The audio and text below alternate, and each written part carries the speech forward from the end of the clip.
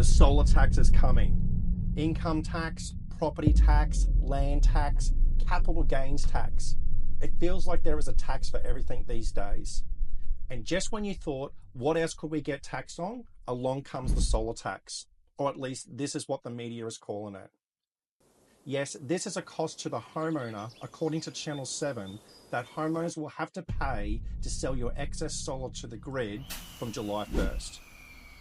You yourself may be initially pissed off by this notion. However, I may have a controversial opinion to what has been reported on in this article. And by the end of this video, you may be of the same opinion. Make sure to stick around to the end. Leave a comment in the comments section of your thoughts. Let's have a look at the report. Aussie homeowners are reeling over plans to introduce a sun tax. From July 1, electrical companies are planning to charge residents for feeding power back into the grid. Skyrocketing power bills have inspired a third of Aussie homeowners to install solar panels, but the savings are beginning to erode. Yeah, I think there's no point really of putting them on your roof now. Electricity providers across New South Wales are planning to bring in a sun tax. Coffs local Tony Richmond is appalled after recently installing a $20,000 rooftop solar system. Trying to stitch everyone else up. And they're doing a fine job of it with electricity, and they got you by the gonads. Up until now, households with solar panels have been able to sell their excess power back onto the grid. But now, under the sun tax, they'll have to pay for that privilege. The impost introduced at peak production times between 10 a.m. and 3 p.m. It's disappointing that you'll be charged to feed electricity that you produce on your own roof into the network. Installers watching returns from the grid plummet. We've been in business 15 years, so we've seen it all the way from 60 cents a kilowatt hour all the way down to, what it is now, which is, a few cents a kilowatt hour. Solar companies frustrated by the move. It sends the wrong signal. I think we really should be figuring out how can we use all of this abundant resource we have. Questions raised as to why state Labor hasn't shut down the move, called on to review the sun tax as a matter of urgency. Somebody here is making a lot of money out of this. Federal Labor is now pledging to subsidise the cost of solar batteries by about a third. That allows you to choose when you want to engage with the grid and take advantage of some of those higher price opportunities that exist. Liz Penny, 7 News. So there we have it, the sun tax. Or is it? Falling export rates should be no surprise to homeowners. We have seen this trend in export rates since the abolishment of the high 44-cent and 60-cent feed-in tariffs in 2013. Despite these falling rates, the solar industry has done a great job in telling homeowners to install large systems to sell the excess to the grid. We see one solar owner in the report spending a whopping $20,000 on a solar install. I would imagine with the notion to sell large amounts of surplus solar to the grid at an attempt to wipe out nighttime energy costs and service charges. We see another homeowner say it's not worth it if you cannot sell the surplus. Yeah, I think there's no point really of putting them on your roof now. This perspective of selling large amounts of power to the grid has been fueled by the solar industry for years, so they can simply sell more solar panels. Finn Peacock, who recently sold his business in a landmark deal to Origin Energy, has had homeowners all around Australia for the last 16 years inputting their personal details into his website, Solar Quotes, so they can be connected to installers that he trusts will provide quality products and workmanship. Should you get 10 kilowatts? Well, if you want to smash your bills and be ready for an all-electric future, the best advice I can give you is to simply fill your roof. Do it once and do it right. Up there, I've got 20 kilowatts powering an all-electric home and 2 electric cars. Do it once and do it right. Just put the biggest system on your roof. She'll be right. Personally, I do not believe this is great advice. It is evident now that too much solar can be detrimental, with energy providers wanting to charge you for exporting power to the grid from 10 a.m. to 3 p.m. Now, Finn has done a great job over his 16 years for his customers, the solar installers. Yes, you are not his customer. Your details are his product that gets sold to a handful of his chosen installers so they can install a system for you. And guess what? Like any business, they want to sell you as much product as possible. The only thing is, in this industry, there are substantial government rebates on the panels. So much so, the wholesale cost point of the panels is covered from the STC rebate with surplus left over. This is the main driver to bigger systems being recommended and why there is so much noise and justifications in this industry on why you should go bigger. In Finn's latest edition of 7 Mistakes to Buying Solar, he states no one has ever complained about having too many solar panels. Just another justification to oversized solar setups.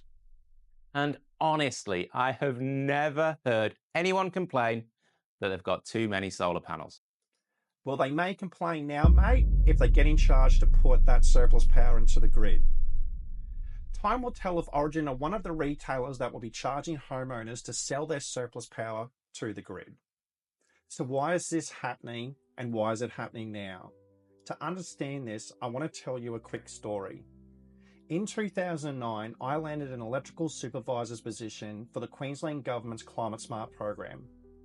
You may recall this program as it was a simple $50 service where a licensed electrician came to your home.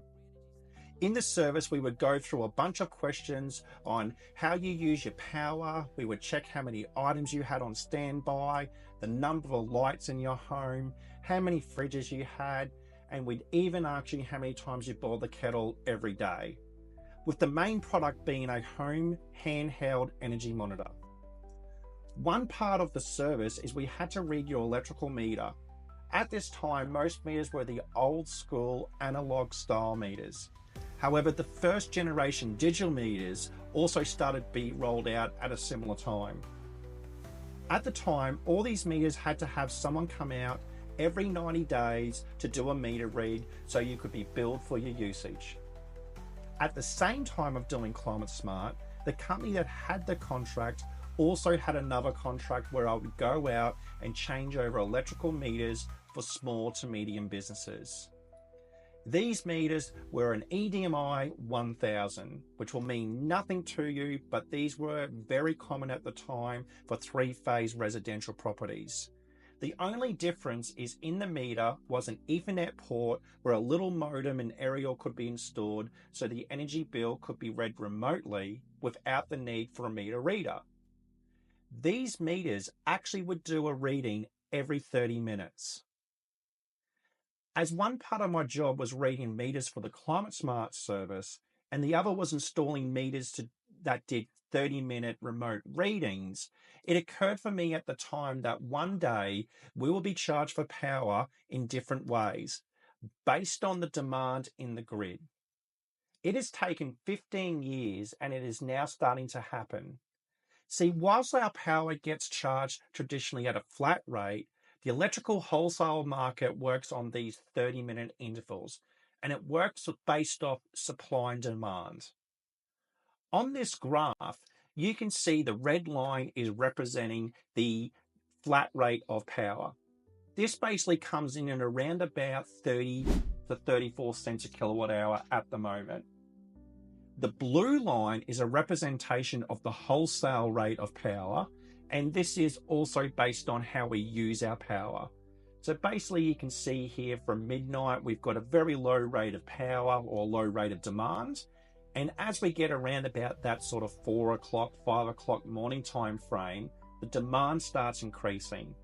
Now what's happening here is that everyone's getting up ready for their day and they're starting to use things in the home, and therefore the demand in the grid is starting to increase.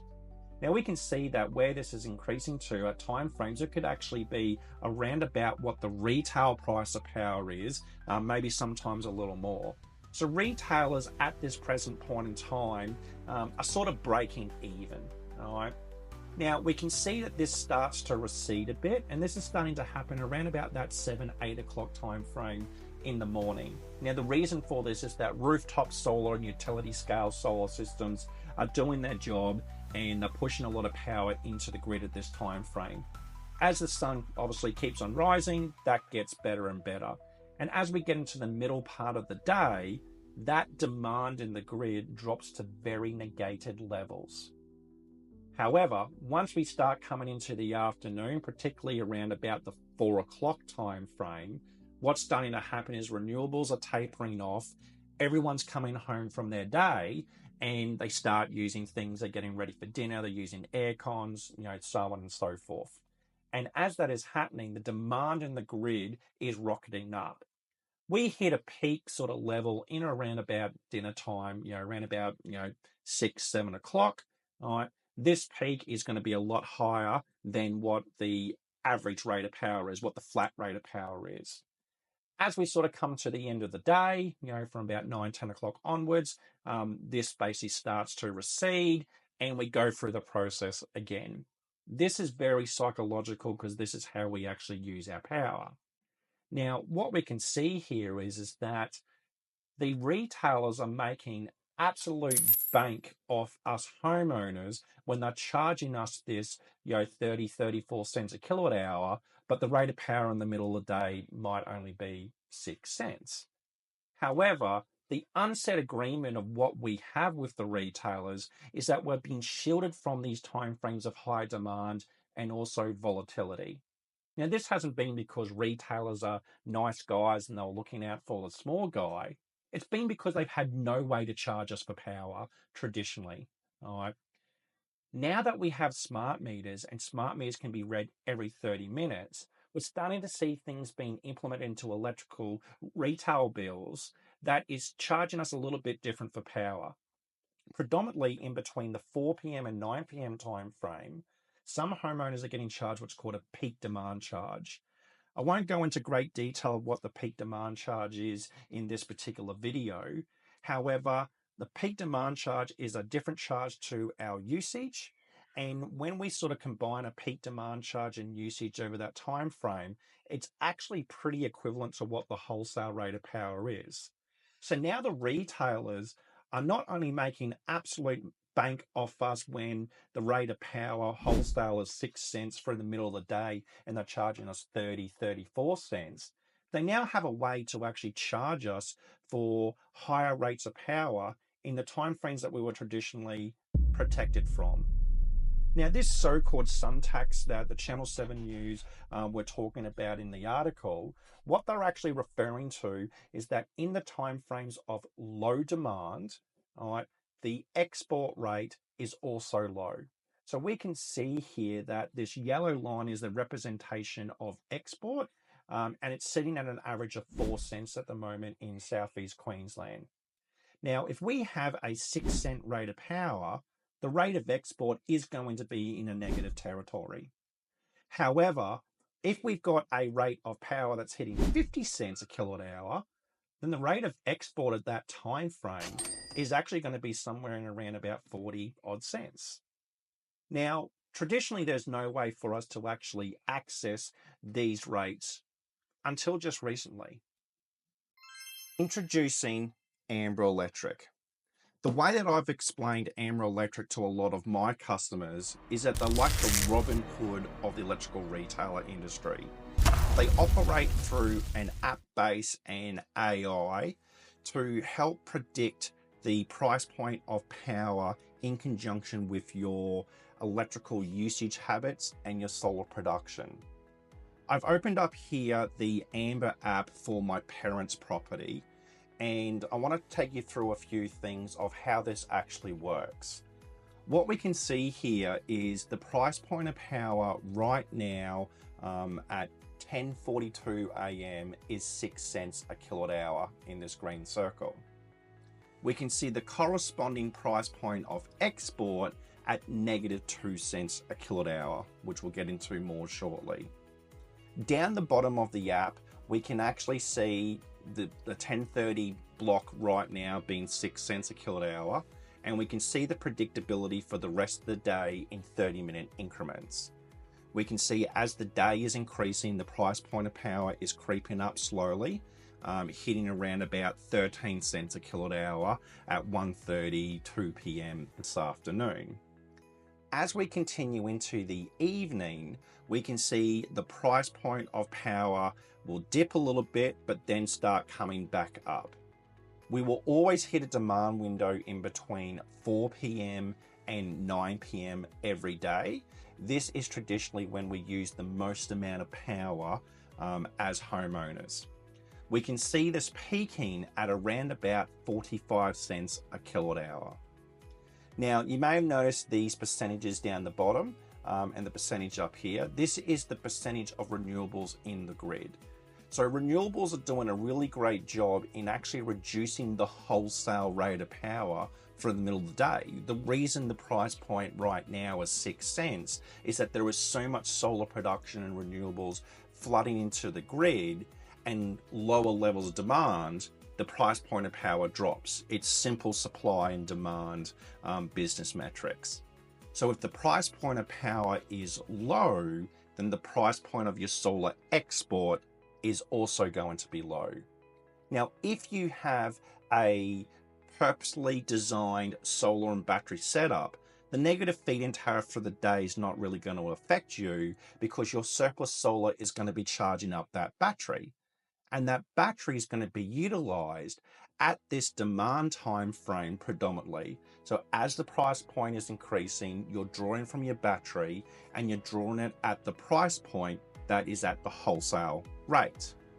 Now, if you happen to have surplus battery storage in these time frames, the price point of export has also increased. We can see here at 5:30 this afternoon, the price point of export is going to be 33 cents a kilowatt hour. Now, as a point of reference, this is actually around about 6 times more than the average in Southeast Queensland at the time frame of recording this video. Now, how does this all work? Well, this works through Amber's Smart Shift technology. They're utilizing a smart meter and all their AI algorithms. We can actually see this on the app. And if we simply go here to the plan page, we can see what's been happening with this particular system. So right now we can see the system is in self-consume mode, all right? And we can see that later on today, it's going to put it into dispatch mode. Dispatch is going to be selling that surplus battery storage back to the grid when the price point's at 33 cents a kilowatt hour. We can see the graph below. The yellow is a representation of the solar production. Now, everything that is before this now line break to the left is what's actually happened. Everything to the right is the predictability. So we can see the solar has actually been producing a little bit more than what the app had anticipated. We can see the consumption in the blue below it. We can see the charge up of the battery, and the battery is pretty close to being 100% fully charged, and it's going to hold that through most of the day because there's no point in selling surplus solar back to the grid at a negative rate, of course. We can see that battery starting to discharge in this band window here. This is the when the price point is getting to the highs, and then it's going to discharge through the evening. And then the pink line is the wholesale rate of power. So Amber's basically working off and learning how your solar system's going to operate, how your consumption habits play out, and what's going to be happening with the predictability of the wholesale rate of power, and it can control your battery through this metric. Now, in any case, if you wanted to override Amber's control, you simply can scroll down here, go to control my battery, and you get these 4 options of being able to charge the battery from grid power. You may want to do this when the price point's low. All right. You can dispatch the battery. You want to do this when the price point is high. All right. Preserve battery energy. This might be in the event that there is a storm coming and the potentiality or the predictability, sorry, of a blackout. So you want to preserve that energy, or consume the battery energy. So what Amber is really doing is that they're connecting homeowners, ordinary homeowners, to these wholesale rates of power, so you can benefit from when the price point is high, and you can benefit from when the price point is low. So there you have it, the so-called solar tax. I think this one will have homeowners divided. In one camp, homeowners that have been misled into over-investing in solar system sizing, that once may have eliminated their bills, are now going to have their solar export adding to the cost of their bills. And for that reason, we'll see this as a massive negative that can only be overcome with battery storage. The second camp will see the opportunity of being able to make full benefit of battery storage, utilizing not only their power at night, but also utilizing surplus stored power to sell to the grid through wholesale markets when the export price is high. Personally, I think we're on the cusp of a major change in how homeowners can interact with the grid, maximizing saving potential through wholesale energy markets, creating the next golden age of the solar industry. If you got value out of this video, please click the like button. I'm Brett Hawdy, your solar guy, and I look forward to seeing you in the next video.